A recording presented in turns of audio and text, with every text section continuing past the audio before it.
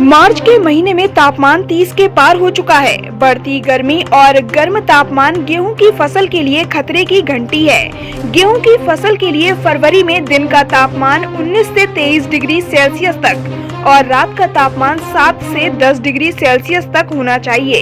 इसी तरह मार्च में ज्यादा से ज्यादा तापमान 24 से 28 डिग्री और न्यूनतम तापमान 10 से 12 डिग्री तक होना चाहिए। अप्रैल माह में 30 से 34 डिग्री सेल्सियस और न्यूनतम तापमान 13 से 15 डिग्री सेल्सियस तक गेहूं की फसल के लिए अनुकूल माना जाता है।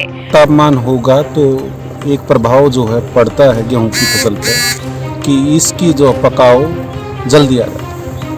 और पकाव का जल्दी आना हम अपनी वैज्ञानिक भाषा में इसको नेगेटिव फैक्टर मानते हैं। इससे पैदावार घटती है। हालांकि अभी कई दिन बाकी हैं। अगर ये फसल जो हमारे देख रहे हैं बैकग्राउंड में, ये हमारी DBW 222 किस्म है, बिल्कुल नई किस्म है, बहुत अच्छी किस्म है। पैदावार बहुत अच्छी होनी चाहिए इसकी पेड़ किस्म की।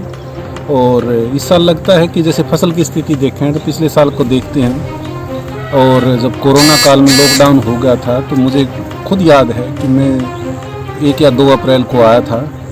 तो जब भी जो है ना फसल काफ़ी हरी थी, और आज हम जो है ना 18 मार्च को देखते हैं तो फसल में जो है कुछ पीलापन आना शुरू हो गया। तो हमारा अनुमान है कि ये समझिए कि 10 दिन अर्लीनेस आ सकती है इसके पकाव में। पानीपत के ऊझा गांव में स्थित कृषि विज्ञान केंद्र के वैज्ञानिक बताते हैं कि इन दिनों गेहूं के दाने में फुलाव तो है, लेकिन तापमान बढ़ने से समय से पहले फसल सिकुड़ सकती है।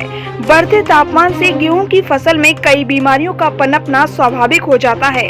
ऐसे में गेहूं के उत्पादन पर गहरा असर पड़ सकता है।